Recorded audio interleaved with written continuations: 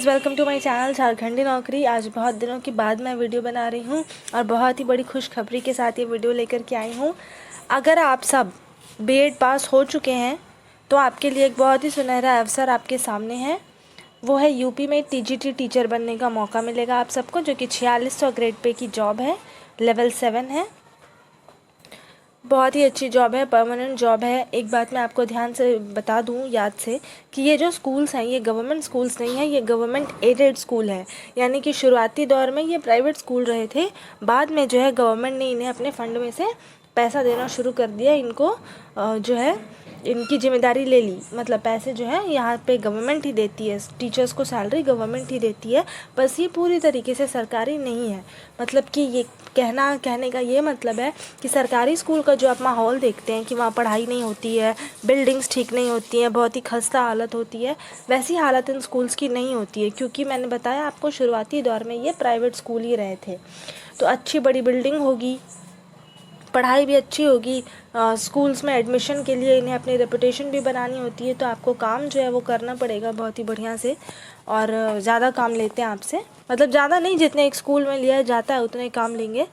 Government school की तरह बिल्कुल भी स्थिति नहीं रहेगी, लेकिन जो सैलरी है वो बिल्कुल गवर्नमेंट की तरफ से ही रहेगी आपको। इन्हें गवर्नमेंट एडेड स्कूल कहते हैं। तो चलिए अब हम देखते हैं, एक एक करके इस पूरे नोटिफिकेशन को पढ़ते हैं। तो सबसे पहले मैं आपको बता दूं कि रजिस्ट्रेशन करने की तारीख कब से शुरू हो रही है। 29 अक्टूबर से शुरू हो रही है। ऑनलाइन शुल्क भी आप जमा कर सकते हैं 29 अक्टूबर को ही। और पंजीकरण की अंतिम तिथि, यानी कि रजिस्ट्रेशन करने की आखिरी डेट है 27 नवंबर। ये नवंबर महीना अभी शुरू होने वाला है, आज 31 अक्टूबर है। तो ये जो है ये आपको 27 नवंबर तक आप इसमें रजिस्ट्रेशन कर सकते हैं, शुल्क भी जमा कर सकते हैं 27 नवंबर तक।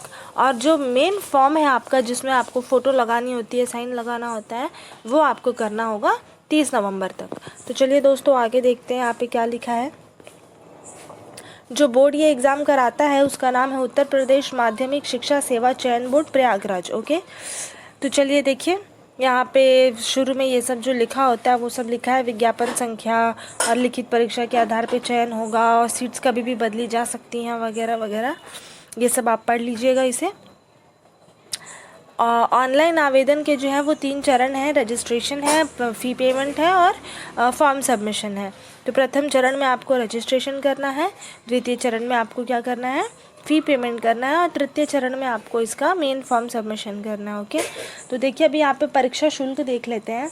अगर आप किसी दूसरे राज्य से हैं, यानी कि अगर आप झारखंड और बिहार से हैं और आप जनरल कैटेगरी के हैं, या फिर आप झारखंड और बिहार के ST SC OBC हैं, तो आपको अनारक्षित कोटे की ही फीस देनी पड़ेगी यूपी में, जो कि 700 रुपये है, और 50 रुपये ऑनलाइन प्रक्रिया का शुल्क है, यानी कि पूरा 750 रुपये आपको देने होंगे।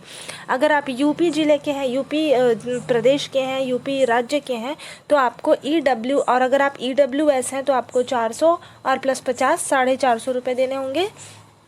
अगर आप यूपी के OBC हैं तो आपको 750 ही देने होंगे। अगर आप यूपी के ST हैं, SC हैं, तो आपको 450 देने होंगे। और अगर आप यूपी के ST हैं तो आपको 250 देने होंगे। और अगर आप स्वतंत्रता संग्राम सेनानी, आश्रित, भूतपूर्व सैनिक, महिला, विकलांग कुछ भी हैं इन चारों में से, तो फिर आपको अपना जो पहले का मैंने कोटा बताया उसके हिसाब से ही देना होगा। अनारक्षित है तो अनारक्षित, EWS है तो EWS, और OBC है तो OBC, ST है तो ST, और SC है तो SC का। मतलब अगर आप दूसरे स्टेट से हैं तो आपको जनरल की फ़ीस भरनी है। और अगर आपको कोई लाभ लेना है EBC का और OBC और EWS और ST SC का, तो आपको आपके पास यूपी वाला सर्टिफिकेट होना ज़रूरी है। अब देखिए तृतीय चरण में आपको क्या करना है, एप्लीकेशन फॉर्म आपको सबमिट करना है। उसके लिए यहाँ पर आपको सारे डिटेल्स दी हैं कि फ़ोटो की जो है 3.5 सेंटीमीटर बाई 4.5 सेंटीमीटर उसकी लंबाई चौड़ाई होनी चाहिए। उसके बाद 70% भाग में चेहरा दिखाई देना चाहिए। बहुत दूर की फ़ोटो नहीं होनी चाहिए, दोनों कान दिखने चाहिए, आंखें खुली मुंह बंद ऐसा हो, ठीक है, वगैरह वगैरह, जो आप सब जानते हैं, जो हर नोटिफिकेशन में होता है वैसा है। उसके बाद आपके लिए कि यहाँ पे सबसे ज़रूरी बात यह है कि पहली बात तो ये है कि सीट्स कितनी हैं। तो सीट्स हैं टोटल 13,000 के लगभग हैं, 12,913 हैं, जिसमें कि सब्जेक्ट वाइज जो है वो बटा हुआ है। ऐसा नहीं है कि 12,913 पद के लिए कोई भी भर सकता है फॉर्म। आपको अपने सब्जेक्ट के लिए फॉर्म डालना होगा, जिस सब्जेक्ट में आपने ग्रेजुएशन किया है उस सब्जेक्ट के लिए ही आपको फॉर्म डालना होगा, ठीक है। अगला देखिए, नेक्स्ट है, सबसे ज़रूरी चीज़ है ये कि आयु सीमा। यहाँ पे आयु सीमा के लिए कोई भी ये नहीं रखा गया है लास्ट क्राइटेरिया कि इतने से बड़ा नहीं होना चाहिए। होता है ना 47 वर्ष, 40 वर्ष, 33 वर्ष, यहाँ पे कुछ भी नहीं है आयु सीमा, ठीक है। अपर एज लिमिट कुछ नहीं है, लोअर एज लिमिट है, एज लिमिट है 21 वर्ष। आपकी उम्र बस 21 वर्ष से कम नहीं होनी चाहिए, उससे ज़्यादा कितनी भी हो चलेगी। वेतनमान देखिए, प्रशिक्षित स्नातक शिक्षक संवर्ग 44,900 से 1,42,400, पे लेवल 7, ग्रेड पे 4,600। तो यानी कि जो आप सबको पता है कि टीजीटी की सैलरी होती है 4600 ग्रेड पे के अकॉर्डिंग, तो यहाँ पे आपको वही सैलरी मिलेगी, ओके। अब देखिए आरक्षण, देखिए आरक्षण के बारे में यहाँ पे अच्छे से डिटेल में दिया है। क्षैतिज आरक्षण के अंतर्गत आने वाले आरक्षित पदों की गणना प्राप्त अधियाचनाओं में आरक्षण नियमों के अधीन है। मतलब अगर आप दूसरे स्टेट से हैं तब तो आपको आरक्षण मिलने का कोई सवाल ही नहीं उठता, लेकिन अगर आप यूपी के भूतपूर्व सैनिक के रिश्तेदार के बच्चे हैं या फिर हैं तो फिर 5% मिलेगा आपको। दिव्यांगजन के लिए 3% है। VH और HH के लिए, VH मीन्स विजुअली हैंडीकैप और HH मतलब मुझे नहीं पता HH मतलब क्या होता है, तो उसके लिए आपको 1% मिलेगा। स्वतंत्रता संग्राम सेनानी आश्रित के लिए 2%, भूतपूर्व सैनिक के लिए 5%, दिव्यांगजन के लिए 3%। अब उसमें कैटेगरीज बटी हुई हैं। स्वतंत्रता संग्राम सेनानी आश्रित के लिए 2% और जो EWS है उसके लिए 10%, ठीक है। लास्ट में देखिए आपको साफ लिखा है, किसी भी आरक्षण का लाभ उत्तर प्रदेश के निवासी के लिए ही अनुमन्य है। अर्हता की तिथि, आवेदन पत्र प्राप्त करने की अंतिम तिथि अर्हता की तिथि मानी जाएगी। यानी कि जो भी आपकी रिक्वायरमेंट्स मांगी गई है क्वालिफिकेशन में, वो आपके पास पहले से होनी चाहिए। आवेदन के अंतिम तिथि के पहले आपको वो होनी चाहिए। यानी कि इसका मतलब साफ है कि अपीयरिंग कैंडिडेट्स नहीं भर सकते हैं फॉर्म। जो भी कैंडिडेट अभी बीएड कर रहे हैं वो इस फॉर्म को नहीं भर सकते हैं, ओके। आपके पास पहले से मार्कशीट होनी चाहिए, जिस समय आप फॉर्म भर रहे हैं उस वक्त आपके पास मार्कशीट होनी चाहिए। नेक्स्ट देखिए, नेक्स्ट है शैक्षिक योग्यता। उपलब्ध सभी पदों के सापेक्ष न्यूनतम शैक्षिक अर्हताएँ सारणी संख्या 2 में संलग्न है। अभी हम लोग सारणी संख्या 2 में जाएंगे तो हमें पता चलेगा कि शैक्षिक योग्यता क्या है। फिलहाल परीक्षा केंद्र के बारे में देखते हैं। सभी मंडल के जनपद मुख्यालयों पर ही केंद्रों का निर्धारण किया जाएगा। अभ्यर्थी को कोई भी परीक्षा केंद्र आवंटित किया जा सकता है। परीक्षा केंद्र, समय सारणी और अनुक्रमांक आदि की सूचना तथा समय दी जाएगी। यदि कोई अभ्यर्थी बोर्ड द्वारा प्रेषित प्रवेश पत्र में अंकित केंद्र से इतर केंद्र एवं विषय में परीक्षा देता है तो उसकी उत्तर पुस्तिका का मूल्यांकन नहीं किया जाएगा, उसका अभ्यर्थन निरस्त कर दिया जाएगा। अभी देखिए भर्ती प्रक्रिया के क्या क्या चरण है। सबसे पहले होगी लिखित परीक्षा, जिसमें 125 क्वेश्चंस होंगे, ओके। 125 questions, okay. हर क्वेश्चन 4 मार्क्स का होगा, ठीक है। 125 क्वेश्चन होंगे, हर क्वेश्चन 4 मार्क्स का होगा, यानी कि टोटल आपके पास हो जाएंगे 500 मार्क्स। 125 × 4 = 500, ओके। तदर्थ शिक्षकों के लिए लिखित परीक्षा 465 अंकों की होगी और प्रत्येक प्रश्न 3.72 अंक का होगा। तदर्थ शिक्षक का मतलब है कि जो कॉन्ट्रैक्ट बेसिस पे पहले से काम कर रहे हैं एज अ शिक्षक टीजीटी, उनके लिए हर क्वेश्चन 3.72 मार्क्स का होगा और 465 मार्क्स की उनकी परीक्षा होगी, ठीक है।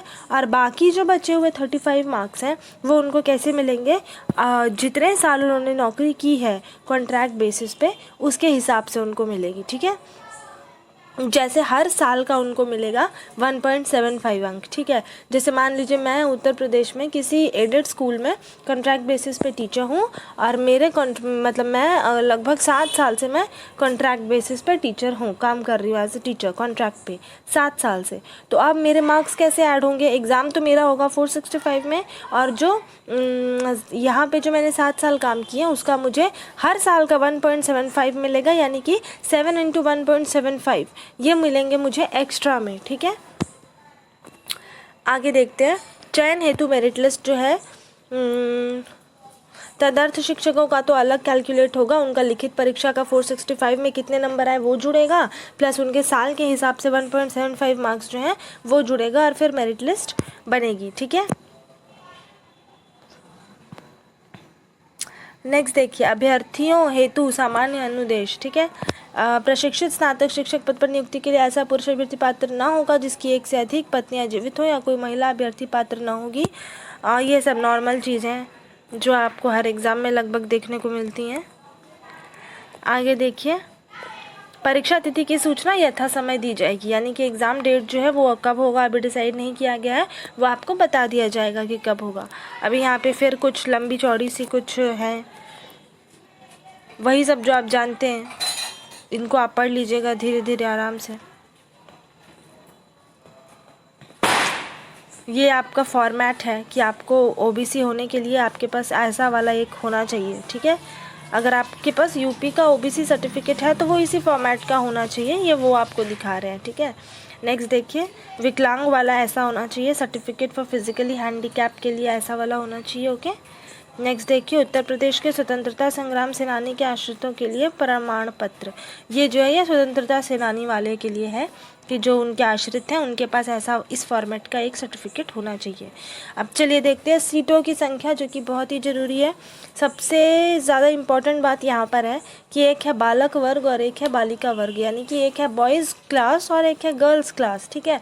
एडेड स्कूल्स में बॉयज़ और गर्ल्स की क्लासेज यहाँ पर लगता है अलग अलग होती है शायद, तो इसीलिए बॉयज़ क्लास में अगर आपको टीचर बनना है तो उसके लिए सीट्स यहाँ पर दी हुई हैं, ओके। हिंदी के लिए सबसे ज़्यादा सीट्स हैं, नहीं सबसे ज़्यादा सीट्स गणित के लिए है।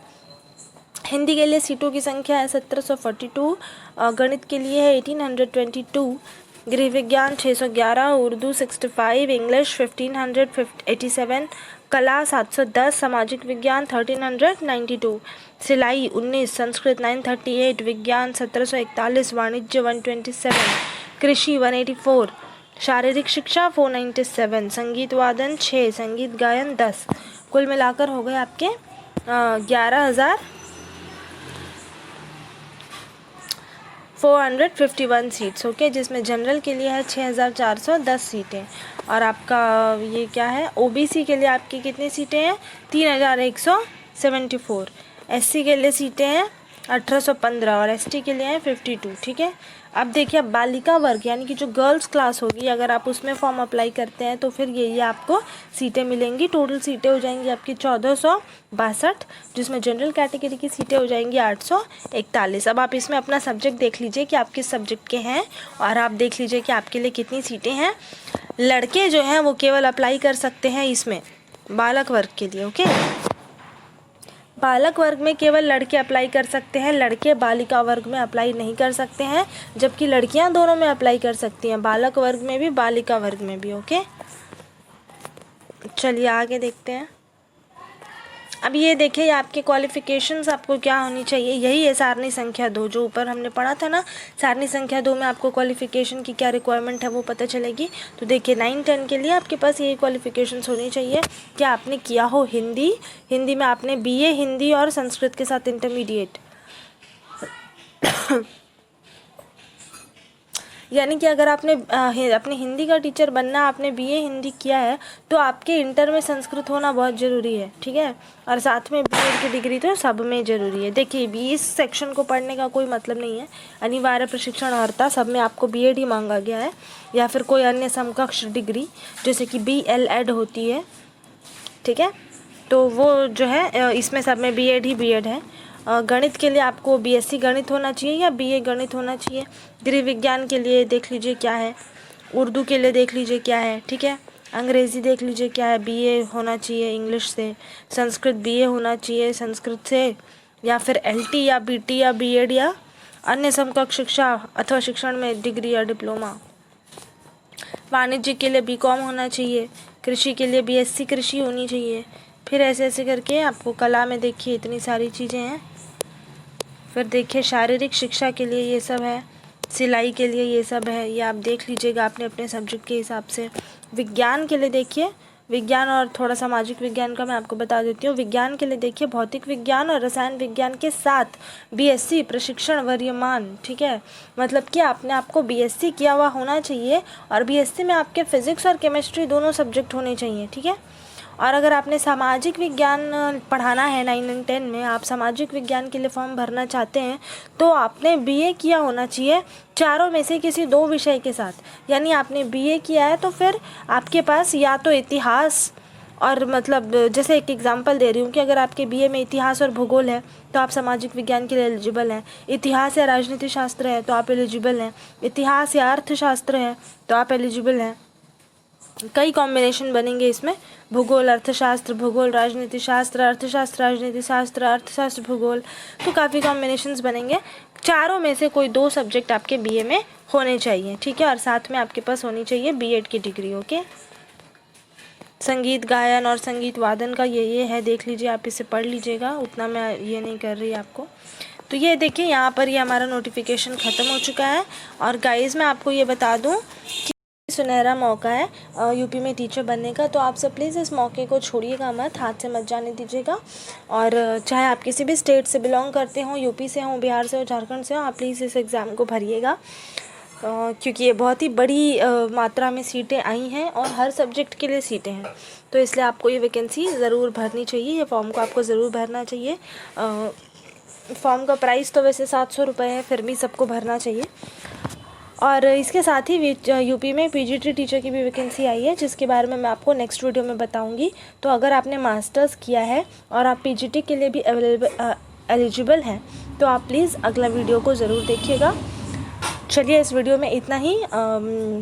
उम्मीद करती हूँ आपको मेरा वीडियो पसंद आया होगा। आप प्लीज़ मेरे चैनल को लाइक, कमेंट और सब्सक्राइब करें। Thank you so much.